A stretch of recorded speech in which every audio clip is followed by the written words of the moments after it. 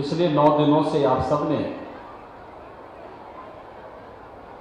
मर्यादा पुरुषोत्तम भगवान श्री राम की इस पावन कथा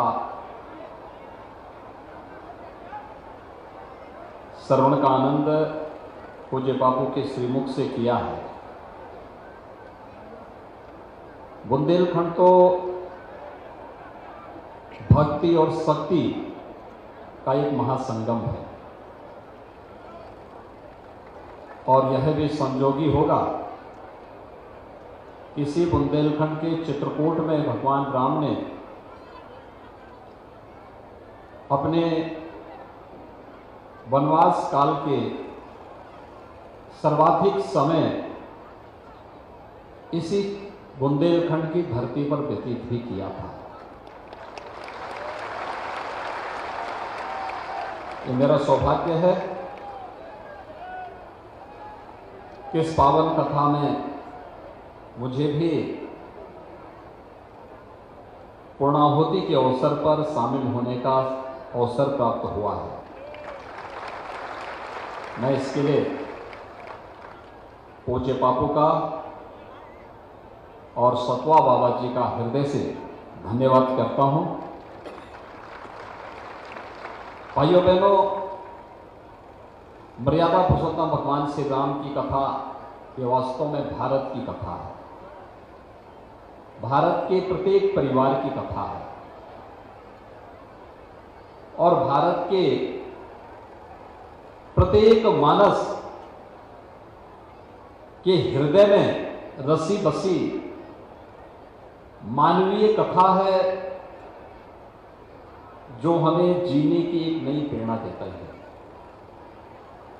संकट के समय चुनौतियों से जूझने के लिए एक नया मार्ग दिखाती है और बड़ी से बड़ी चुनौती में हमारे देश के लिए, हमारे धर्म के लिए, हम सब के लिए एक राह दिखाने का काम कोई करती है तो भगवान श्री राम की पावन कथा करती है। और इस पावन कथा में पिछले 9 दिनों से बापू के श्रीमुख से आप सबको सुनने का आनंद प्राप्त हुआ है। मैं इसके लिए आप सबका हृदय से अभिनंदन करता हूं, आप सबका स्वागत भी करता हूं।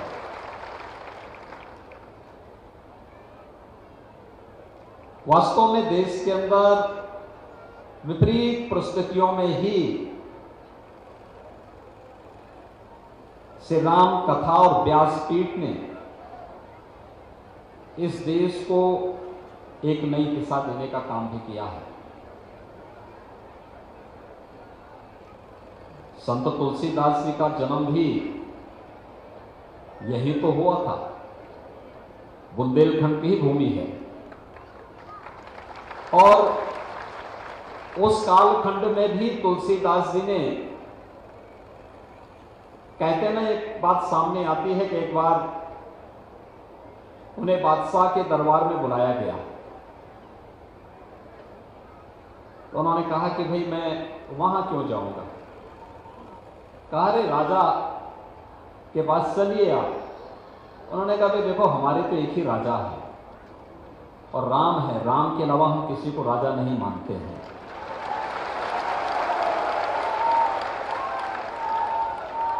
ये भगवान राम की ही कृपा है।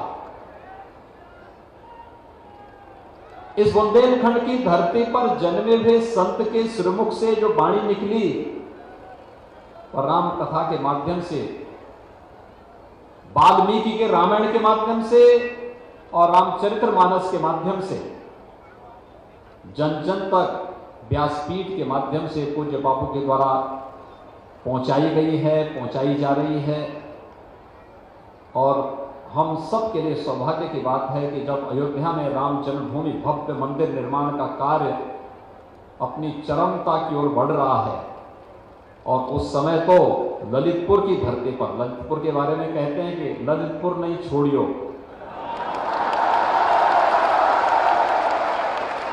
और आज बापू की कथा ललितपुर में ही विश्राम दे रही है।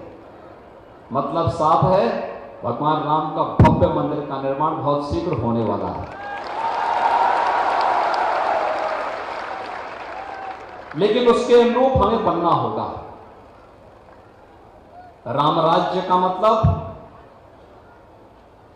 भगवान राम के भव्य मंदिर का मतलब, भगवान राम के अनुरूप राष्ट्र का मंदिर, जहां किसी के साथ कोई भेदभाव न हो,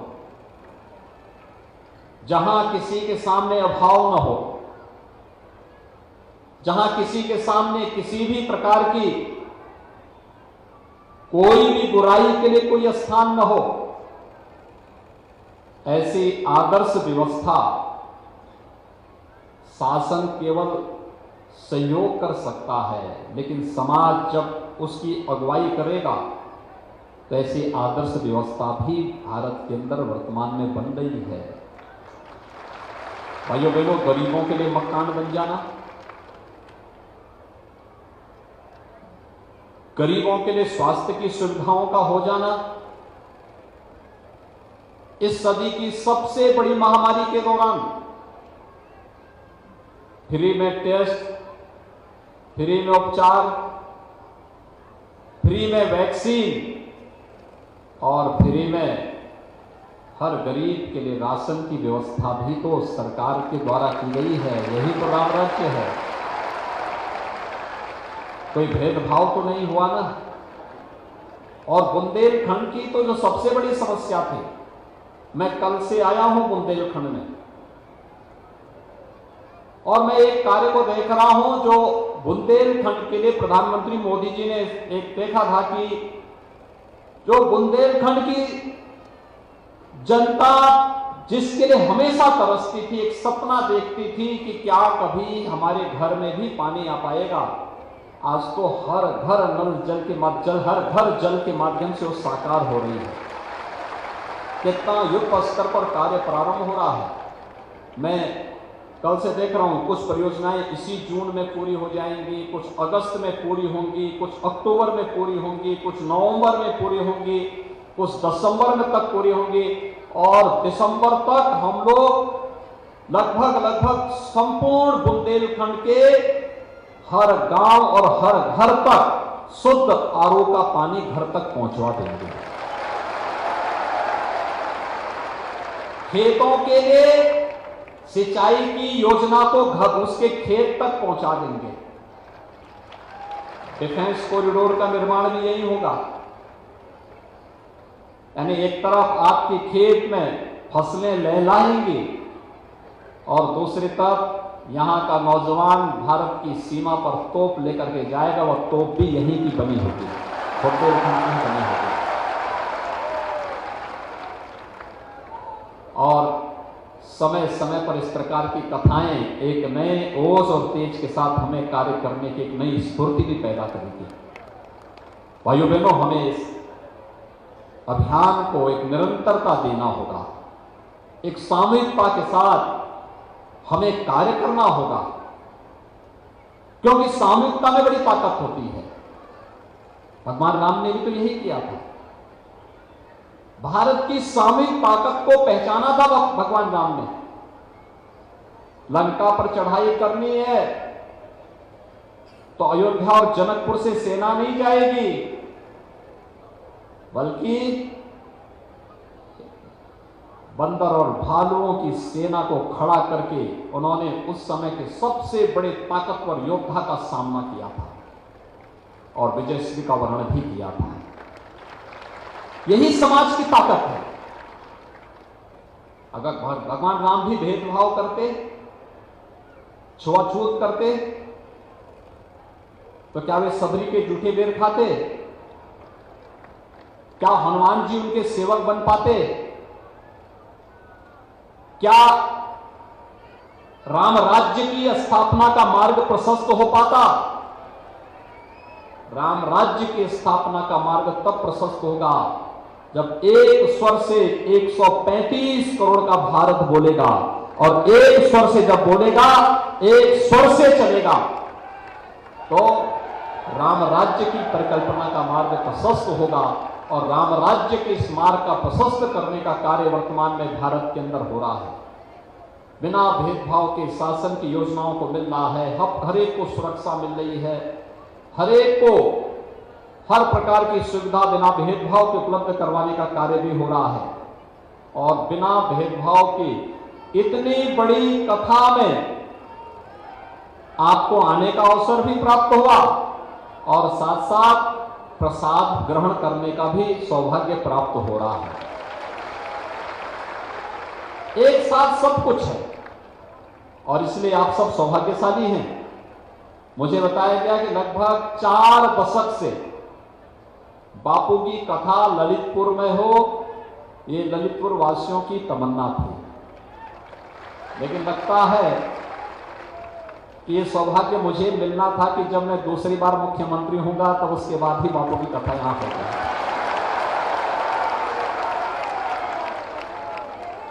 और इसीलिए आपने यहां पर कथा के पूर्णाहुति पर, राम कथा ज्ञान यज्ञ है ये, इस ज्ञान यज्ञ की पूर्णाहुति पर मुझे आप सबके बीच में आने का सौभाग्य प्राप्त हुआ है। मैं बापू का अभिनंदन करता हूं बुंदेलखंड वासियों की ओर से, क्योंकि इस कथा के माध्यम से बुंदेलखंड के प्रत्येक गांव और प्रत्येक जन तक प्रभु राम की वाणी का संदेश पहुंचा है, व्यासपीठ का संदेश पहुंचा है। लोग आए हैं, बुंदेलखंड के अलग अलग जनपदों से लोग मुझे दिखाई दे रहे हैं, तो सभी आए हैं। और वैसे बापू की कथा होती है तो पूरा देश उमड़ता है, उसमें पूरा देश आता है। तो यहां पर तो बुंदेलखंड की हम बात कर रहे हैं, तो बुंदेलखंड वासियों के लिए कथा सुख और समृद्धि का कारक बने, बुंदेलखंड विकास की उन बुलंदियों की ओर आगे बढ़े जो प्रधानमंत्री मोदी जी की परिकल्पना है, और प्रधानमंत्री मोदी जी के विजन के अनुरूप हमें इसे आगे बढ़ाने के लिए कार्य करना है। इस विश्वास के साथ मैं एक बार फिर से बापू का अभिनंदन करता हूं। आप सबको इस पूरी कथा का आनंद प्राप्त होने के साथ साथ फल भी प्राप्त हो, इस कामना के साथ मैं अपनी वाणी को यहीं पर विराम देता हूं। जय जय श्री राम।